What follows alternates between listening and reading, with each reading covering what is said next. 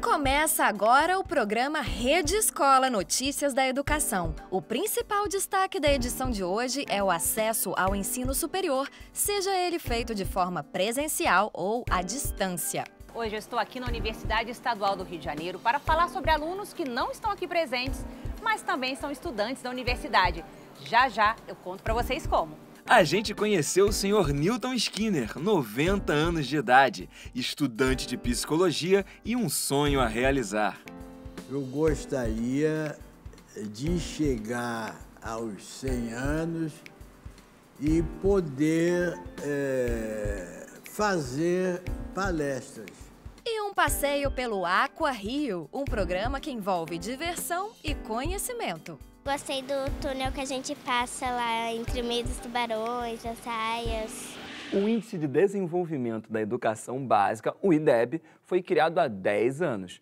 Ele é um indicador geral da qualidade da educação que é ofertada pelas escolas brasileiras, tanto as particulares como as públicas, não é mesmo? Exato.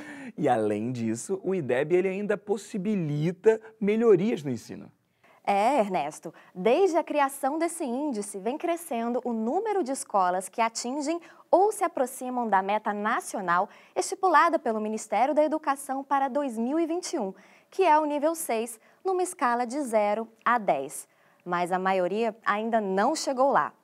Vamos ver melhor na reportagem. Até o ano de 2007, era impossível avaliar a qualidade do aprendizado dos estudantes brasileiros. Por esse motivo, o governo federal criou na época o IDEB, um indicador nacional que possibilita o monitoramento da qualidade da educação pela população. Quando da sua criação, em 2007, o governo federal fez uma grande articulação nacional para que estados e municípios fizessem um pacto com o governo federal, assumisse a responsabilidade de buscar o atingimento das metas até 2021. Certamente isso gerou um sistema de incentivos no âmbito de estados e municípios de escolas, no sentido de buscar o atingimento dessas metas. E aí vem a pergunta, como melhorar o desempenho? Então a resposta é muito simples, os estudantes precisam aprender e precisam ter uma trajetória regular de forma simultânea. O IDEB é a combinação dessas duas dimensões, ou seja, trajetória e desempenho nas avaliações externas. Os índices de aprovação são obtidos a partir do censo escolar, realizado anualmente. As médias de desempenho utilizadas são as da Prova Brasil, para escolas e municípios, e do Sistema de Avaliação da Educação Básica, o SAEB, para os estados e o país. Ambas as avaliações são realizadas a cada 2 anos. O Ministério da Educação estabeleceu como metas até o ano 2021 os seguintes números. Para os alunos dos anos iniciais do ensino fundamental, 5,8. Para os alunos dos anos finais, 5,2. E para os estudantes do ensino médio, 4,9. Um grande desafio, principalmente no ensino médio, já que os números seguem praticamente os mesmos desde 2009. No Rio de Janeiro, visitamos a Escola Municipal Gonçalves Dias, que fica no bairro de São Cristóvão, zona norte da cidade. Hoje, 700 alunos do 6º ao 9º ano do 2º ciclo do ensino fundamental são, ao lado da diretoria e professores, os protagonistas dessa mudança, que tem refletido nas avaliações do IDEB. A gente, quando chegou na escola, em 2013, foi o ano da Prova Brasil, o IDEB da escola daquele ano foi 3,5. E em 2015, o IDEB saltou de 3,5 para 4,7. Não é ainda o ideal, não é o que a gente quer. Assim, a gente continua trabalhando, transformando, buscando nesses alunos o gosto pelo estudo. A Escola Municipal Tobias Barreto é uma das 31 escolas públicas de baixa renda no Brasil que conseguiu manter um ensino que une os critérios de excelência com equidade nas 5 avaliações do IDEB. Em 2007, a nota foi 5. Em 2009, a nota saltou para 6. A terceira avaliação, em 2011, foi 6,6. Em 2013, 6,8. Em 2015, a escola conseguiu a nota 7,2. A gente não quer só ensinar para o menino matemática e língua portuguesa. A gente precisa fazer com que todas essas coisas ele saiba usar a seu favor. Então, cada conceito que você trabalha com o aluno, o seu objetivo é que ele saiba usar aquilo ali. a gente não ensina, por exemplo, paroxítona, oxítona, por ensinar. Nós sempre tentamos adequar ao que ele vai utilizar isso no seu dia a dia, na realidade. Então, o português, a gente sempre tenta trabalhar com música, com poesia, com poemas. E matemática, sempre tenta trabalhar com jogos. Acho que manter o interesse deles nessa formação um pouco mais lenta da escola, que é o principal desafio para manter o alto padrão. Tem que ter cuidado em avaliar o IDEB para não imaginar que ele é capaz de medir ou de representar todos os fenômenos educacionais. Ele representa 2 que eu mencionei aqui: trajetória regular e desempenho dos estudantes. São indicadores, são dimensões importantes para a avaliação do desempenho da educação brasileira. É possível identificar muitos municípios brasileiros que alcançaram desempenhos impressionantes no IDEB. Isso é muito positivo para que a gestão das políticas nacionais e locais aprendam, né, observem essas experiências, essas boas experiências, né, para que políticas possam ser desenhadas a partir da inspiração do que aconteceu nesses espaços.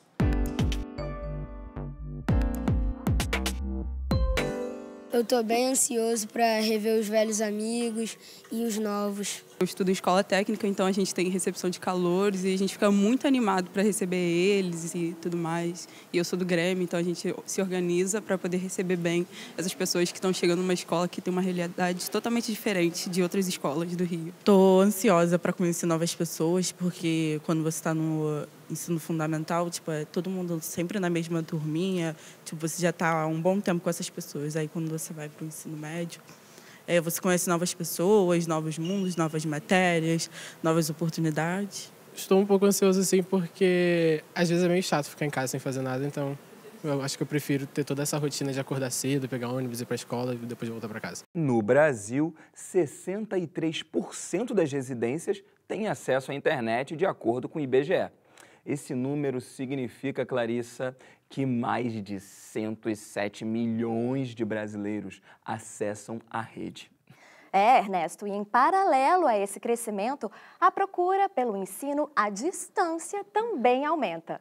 Hoje, especialistas afirmam que o estudo no ambiente virtual não é só uma tendência, é uma realidade. E é o que você vai ver agora na reportagem. Segundo recente pesquisa, 34,6% da população dessa faixa etária no Brasil frequenta um curso superior.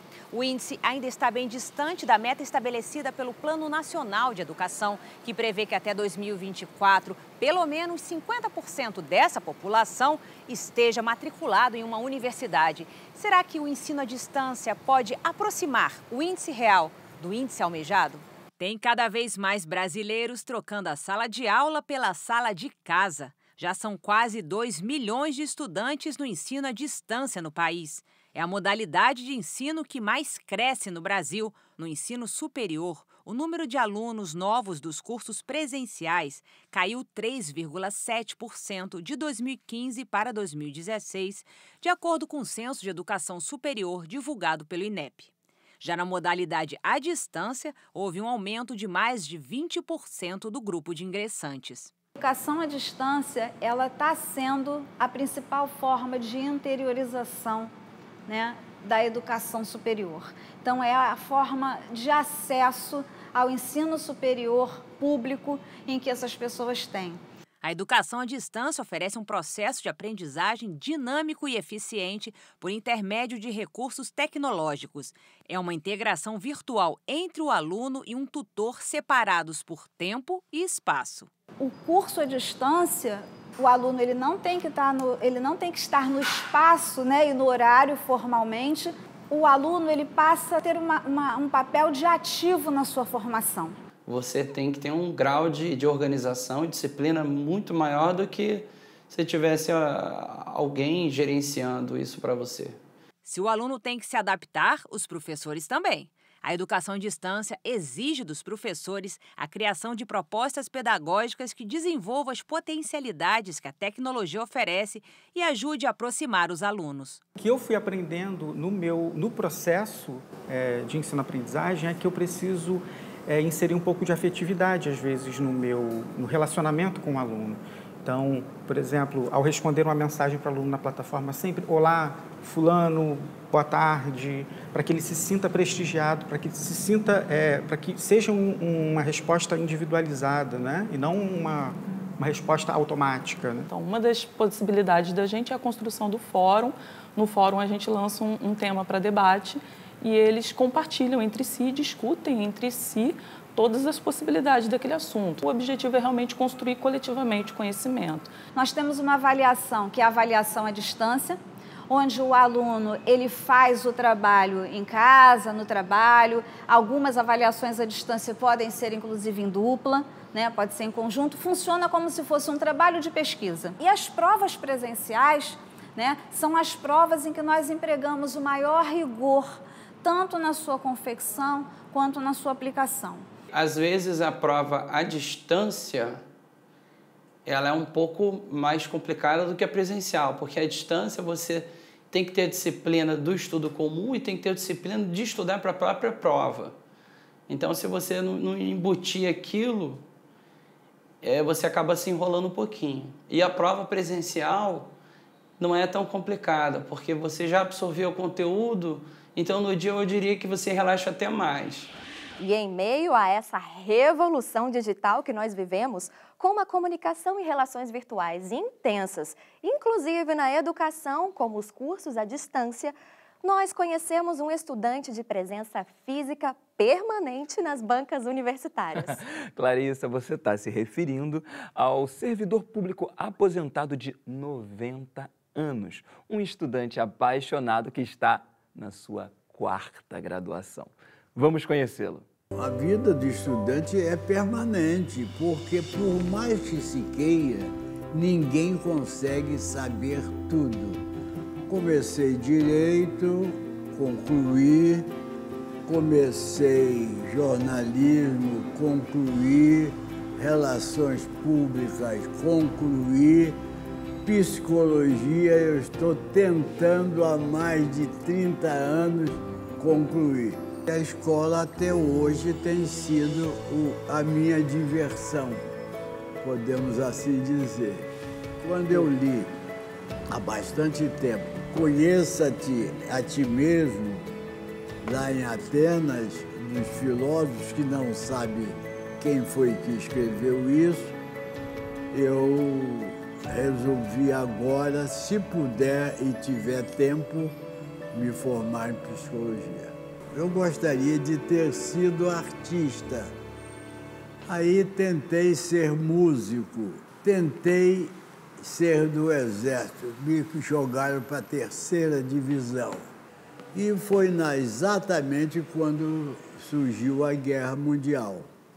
Aí eu falei, bom, agora eu estou empregado, vou para a guerra de qualquer maneira. Mas fiquei esperando, alguns colegas meus passaram e foram para a guerra e alguns voltaram. Eu não cheguei a embarcar.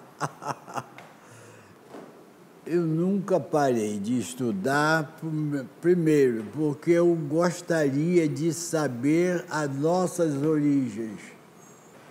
É uma diversão você ficar no meio dessa meninada que você, às vezes, critica e às vezes elogia. Critica pela falta de alguns poucos que não têm educação e admira alguns, muitos, que vêm aqui exatamente para se fazer na vida. Todos os alunos, pelo menos sinto isso, que se sentem bem em conversar até comigo. E eu, às vezes, crio para eles certas dificuldades que eles não respondem, até mesmo para os alunos de psicologia. Por exemplo, eu pergunto, o que é alma? O que é espírito? Até hoje não me deram nenhuma resposta convincente. Eu gostaria de chegar aos 100 anos e poder fazer palestras.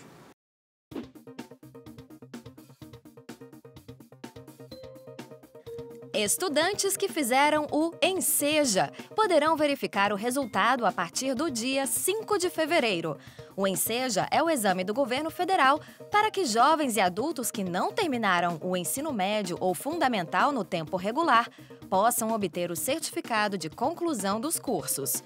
Mais informações, acesse o site ensejanacional.inep.gov.br. É tempo de férias e, por que não, dar um mergulho profundo no mar e conhecer a diversidade da vida do oceano, do micro-organismo ao-tubarão. Muito boa sugestão, Ernesto. No Rio de Janeiro tem um aquário imenso, o Aqua Rio, que neste verão tem sido uma boa opção para a meninada. E as escolas podem agendar visitas coletivas. Dê só uma olhada.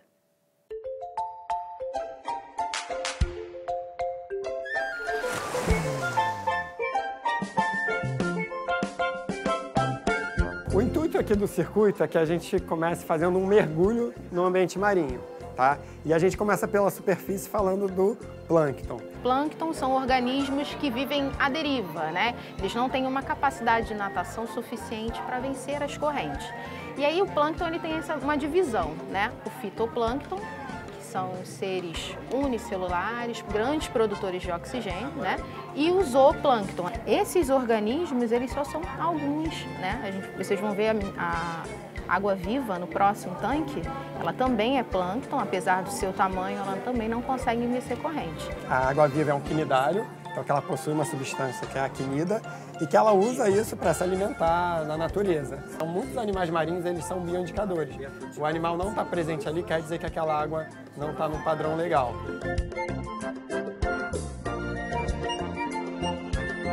Então, aqui a gente chega no ambiente de costão rochoso. E aqui a gente chama atenção principalmente para os invertebrados do costão rochoso. Então aqui a gente vai ver a espécie de lagosta, lagosta de espinho. E a gente chama atenção agora para os peixes do costão rochoso. Então são peixes que a gente tem bastante no nosso litoral, é bem comum. Qual é a estratégia que o peixe usa para se proteger, né, dos grandes predadores? Elas vão se aglomerar, formando um cardume e parecendo um peixe maior, um peixão bem grande. As moreias, elas são peixes que ficam bastante intocadas, né? Elas são bem territorialistas e acontece alguns acidentes com mergulhadores que colocam a mão na toca da moreia. E outro que a gente chama bastante atenção aqui é o mangangá, que é o peixe-pedra, que uma vez que você pisa nele, ele tem os espinhos que injetam essa substância na pessoa. É um molusco, é um animal que tem o corpo todo mole, né? E aí qualquer predador consegue comer ele. Então ele precisa se intocar, mas também se proteger de algumas formas, que é mudando a estrutura do corpo, como cor e até a morfologia também. Ele consegue fazer projeções no corpo para ficar igual ao ambiente. A sépia, ela é um molusco, né? Vamos dizer aí que ela é parente do polvo e das lulas, né? E é um animal bem inteligente também. Muda de cor, se camufla, assim como o polvo, né? Um dos principais objetivos do aquário, né? Se não o principal, é desmistificar o tubarão. E veja que ele não é o grande vilão da história. Se a gente não tiver tubarão, a gente não tem mais biodiversidade nenhuma marinha. Para as visitas escolares, normalmente a gente também conversa com o professor para ver o que ele está trabalhando e tem uma conversa um pouco diferenciada para cada público, né? E no final da visita a gente faz uma conversa com esses grupos escolares, onde a gente fala da importância da conservação do ambiente marinho e aí elas também recebem um material educativo, onde elas levam para trabalhar na sala de aula com esse material. Eu gostei muito do tubarão, daquele aquário gigante, do tubo, da água-viva.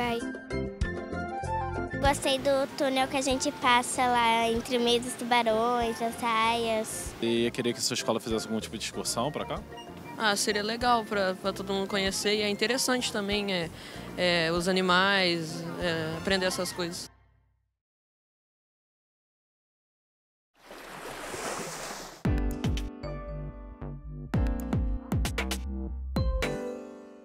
Eu sou estudante da rede pública desde nova, então eu não compro material novo. O material que eu já recebi ao longo dos anos eu vou reutilizando, ou tento reutilizar os que eu já tenho em casa. Não compro roupa, não compro nada, só pego uniforme com veterano e tá ótimo.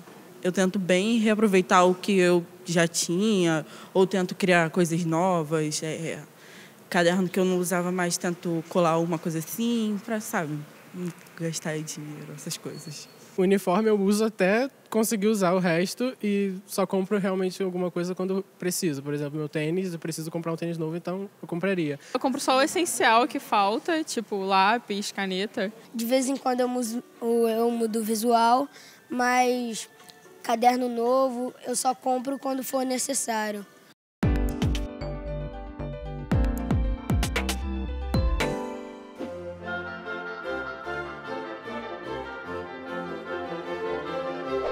Um dos pioneiros do ensino de música nas escolas brasileiras, nasceu no dia 5 de março de 1887. Seu nome, Heitor Villa-Lobos. Aos 6 anos de idade, compôs sua primeira peça para violão, baseada em cantigas de moda. Aprendeu ainda menino a executar violoncelo, clarinete e saxofone. Aos 8 anos, conheceu a música do compositor Johann Sebastian Bach. A música popular também era uma paixão de Villa-Lobos. Em 1915, começa a se apresentar como compositor na cidade do Rio de Janeiro. Muito criticado pela imprensa da época, contrária à modernidade que ele imprimia em sua música, Villa-Lobos assim respondeu: "Não escrevo dissonante para ser moderno, de maneira nenhuma. O que escrevo é consequência cósmica dos estudos que fiz, da síntese a que cheguei, para espelhar uma natureza como a do Brasil. O meu primeiro livro foi o Mapa do Brasil, o Brasil que eu palmilhei, cidade por cidade, estado por estado, floresta por floresta, perscrutando a alma de uma terra. Depois, o caráter dos homens dessa terra. Depois, as maravilhas naturais dessa terra. Prossegui confrontando esses meus estudos com obras estrangeiras e procurei um ponto de apoio para afirmar o personalismo e a inalterabilidade das minhas ideias." A Semana de Arte Moderna de 1922 projetou Villa-Lobos internacionalmente. No ano seguinte, viajou para Paris, onde se apresentou em grandes palcos. Em 1927, retornou à Europa, onde regeu diversas orquestras no velho continente. A década de 30 foi o período de maior criatividade. Foi quando compôs as Baquianas brasileiras.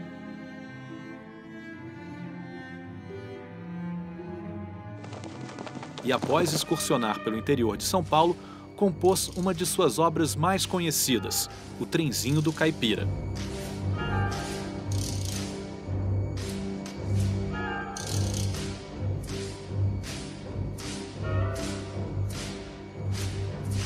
Foi convidado por Anísio Teixeira para dirigir a Superintendência de Educação Musical e Artística em 1932, com o propósito de formar professores.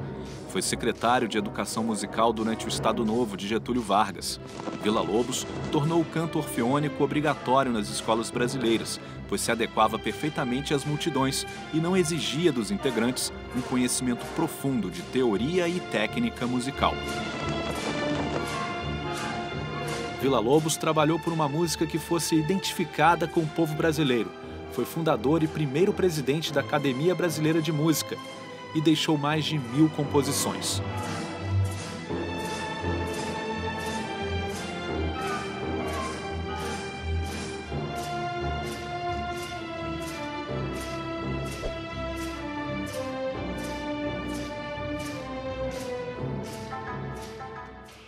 Termina agora mais uma edição da nossa revista Rede Escola, Notícias da Educação. E a gente volta na próxima semana, na sexta-feira, às 7 da noite, com reprises no sábado, às 4 da tarde, no domingo, ao meio-dia e na segunda, ao 12:30. E não esqueça que você também pode assistir a nossa revista no nosso site www.tvescola.org.br.